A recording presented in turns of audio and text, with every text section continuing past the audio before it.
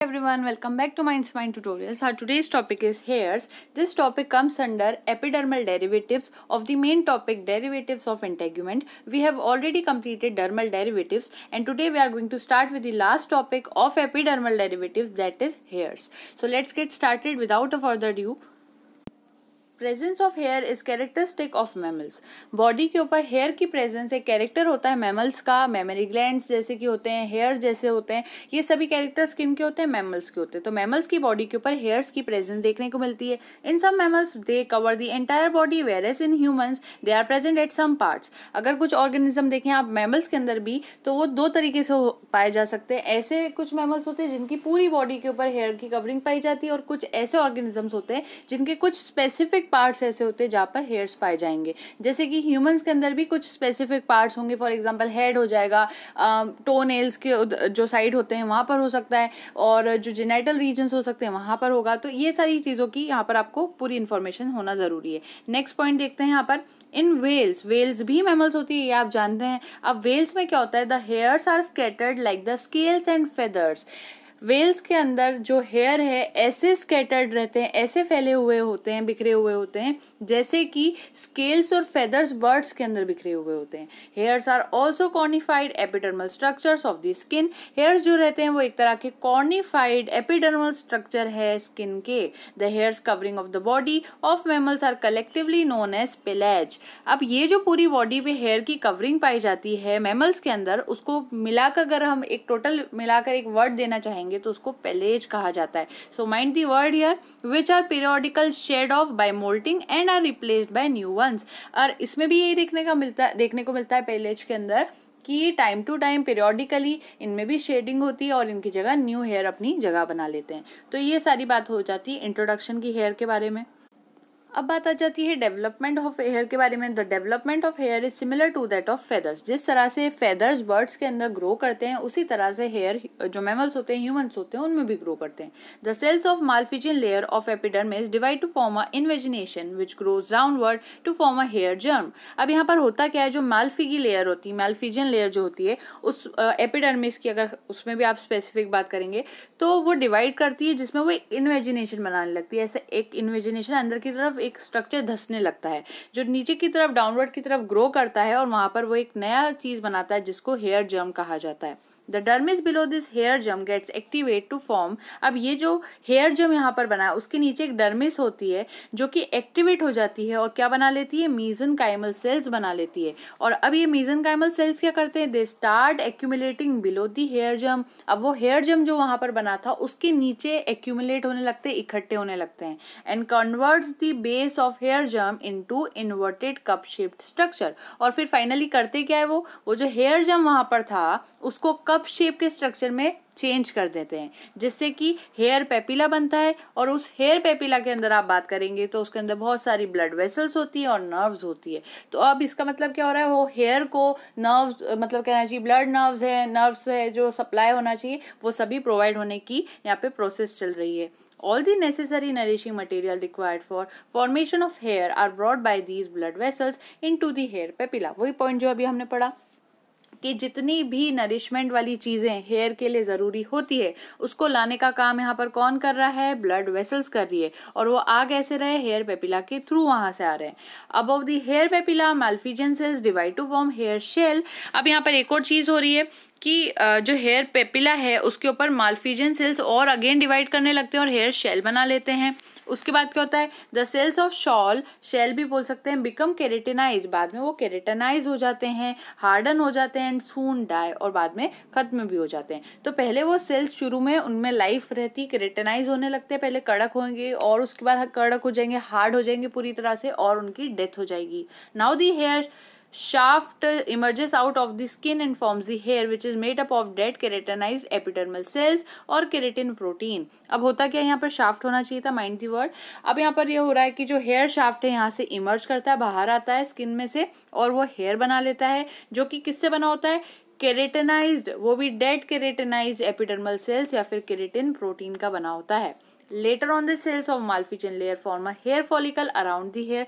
थोड़े टाइम बाद ये देखने को मिलता है कि जो माल्फिजन लेयर होती है वो एक हेयर फॉलिकल बना लेती है अराउंड दी हेयर, हेयर के आसपास एक लेयर बना लेती है। Some mesenchymal cells of dermis form arrector pili, यहाँ इरेक्टर लिखा हुआ है, यहाँ पर इरेक्टर आना चाहिए था, ई होगा यहाँ पर। सो कुछ जो सेल्स होते हैं मेसेनकाइमल सेल्स डर्मिस के, वो इरेक्टर पिल्लाई बना लेते हैं मसल्स के, which are connected to hair follicle, और वो हेयर फॉलिकल से कनेक्टेड होते हैं। Structure of hair, generally hair जो होते हैं वो दो पार्ट्स में डिवाइडेड होते हैं। तो दो पार्ट्स में से पहला होता है हेयर रूट और दूसरा होता है हेयर शाफ्ट। अब यहाँ पर आगे देखते हैं हेयर रूट के बारे में। हेयर रूट के बारे में ये बात हो रही है कि this is the basal part of the hair which is fused inside with the base of hair follicle. At the base of the follicle it swells to form a hair bulb. The cells of this region are capable to divide which increase the length of hair. I guess कि ये बहुत easy statement आपको समझ में आ गई होगी। Hair root, root क्या होती है आप जानते हैं, प्लांट्स की भी रूट नीचे होती है, मिट्टी में होती है, और वो नरिशमेंट प्रोवाइड करने में हेल्प करती है प्लांट्स को। तो अब उसी तरह से हेयर को भी एक रूट की जरूरत पड़ेगी जिससे वो स्ट्रॉन्ग वे में खड़ा भी रह सके, उसको नरिशमेंट भी मिले कहीं ना कहीं। तो जो बेसल पार्ट होता है हेयर का, फॉर एग्जाम्पल ये हेयर है, तो इसका ये जो नीचे वाला पार्ट है, हेयर अंदर से ऐसे ही नजर आते हैं। मैं अभी जब डायग्राम शो करूंगी आपको तो सब कुछ क्लियर होगा। तो नीचे से ये थोड़ा स्वॉलन दिखता है, ठीक है, ये बेस वाला पोर्शन है। और ये क्या होता है, ये फ्यूज होता है with the base of hair follicle के साथ। अब जो बेस ऑफ द फॉलिकल होता है वो एक हेयर बल्ब बना लेता है, जिसको हमने यहाँ ड्रॉ किया है। और जो सेल्स होते हैं इस रीजन के, वो कैपेबल होते हैं डिवाइड करने को लेकर और अपनी लेंथ को इंक्रीज करवाने में भी, मतलब हेयर की जो इंक्रीज करनी है लेंथ को, उसके अंदर भी। तो यहाँ दो चीजों को आपको माइंड करना है। पहली चीज कि ये डिवाइड बहुत आसानी से कर सकते हैं, और दूसरी चीज हेयर बल्ब उसको हेल्प करता है, हेयर को हेल्प करता है जिससे कि वो लंबा हो सके। तभी तो ऐसा होता है कि थोड़े टाइम बाद अगर हेयर शॉर्ट है किसी भी ह्यूमन की अगर हम एग्जांपल ले लें, तो थोड़े टाइम बाद उनकी लेंथ इंक्रीज कर जाती है, बाल लंबे भी हो जाते हैं। सिर के भी बाल का आप एग्जाम्पल यहाँ पर ले सकते हैं। तो यही चीज हो रही है, वो डिवाइड भी कर पा रहे हैं और अपनी लेंथ को इंक्रीज भी कर पा रहे हैं। अब जो सेकंड पार्ट था उसकी बात आ जाती है हेयर शाफ्ट की। ये एक तरह का ट्यूबुलर स्ट्रक्चर होता है हेयर का, which emerges out of the skin, skin से बाहर आता है, और एक ट्यूबुलर स्ट्रक्चर होता है। Hair shaft has 3 layers. अब इस हेयर शाफ्ट में भी 3 लेयर्स आ जाती है, जिसको अब हम देख रहे हैं। सबसे पहली लेयर आ जाती है external cuticle, made up of dead epidermal cells और स्केल्स।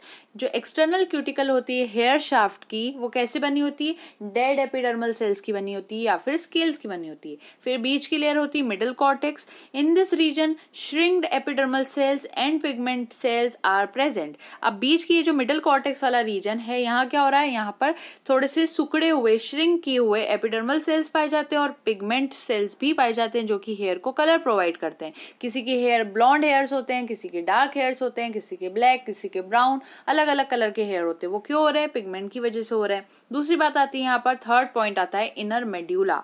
इनर मेड्यूला में एयर स्पेसेस पाई जाती है, और उससे ज़्यादा इस पर कुछ आपको ज़रूरी नहीं है लर्न करना। तो यहाँ पर आपको ये पॉइंट याद रखना कि इनर मेड्यूला में एयर स्पेसेस होती है, छोटे छोटे एयर पॉकेट्स होते हैं।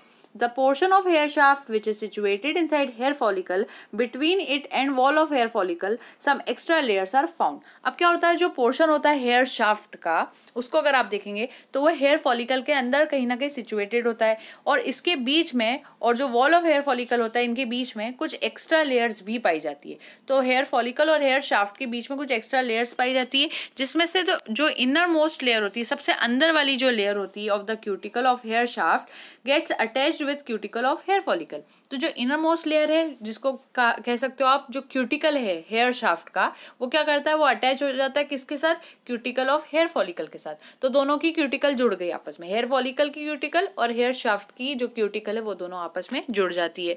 Above this Huxley and Henle's sheath is present. इनके ऊपर अगर आप देखेंगे तो क्या प्रेजेंट होता है, अबव दिस में थोड़ा शायद क्लियर नहीं होगा, यहाँ से देखते हैं। सो अबव दिस, इसके ऊपर क्या है, Huxley and Henle's sheath is present, and between these two sheath nerve net is present. इन दोनों शीथ के बीच में क्या होता है, हक्सले और हेनले की शीथ के बीच में एक नर्व नेट होता है।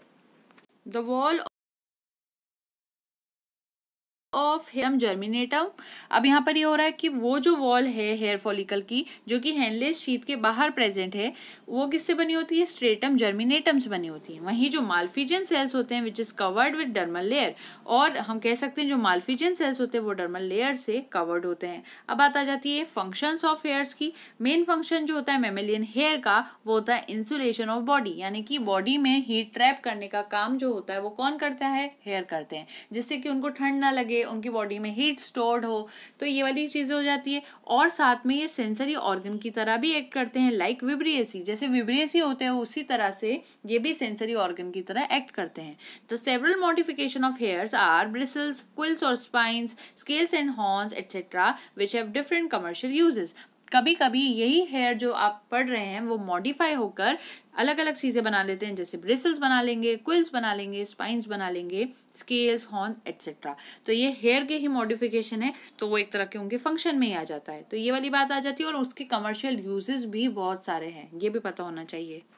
Now we are done with the hair subject. अब यहाँ पर बात आ जाती है integuments in different classes of chordates which will be seeing in the next video segment, क्योंकि ये जो वीडियो है यहाँ तक हमने पूरे जो डेरिवेटिव्स ऑफ इंटेग्यूमेंट थे वो यहाँ पर कंप्लीट कर लिए। अब हम नेक्स्ट वीडियो से integument in different classes of chordates start करेंगे, जिसमें Cyclostomata, Pisces, amphibians, reptiles, birds, mammals सभी को हम इंक्लूड करेंगे और एक कंपेरेटिव अकाउंट उसका देखेंगे, जिससे कि आपकी स्टडी बहुत ज़्यादा ईजियर रहने वाली है। तो stay tuned for that and don't forget to like, share and subscribe. Thank you so much and happy learning.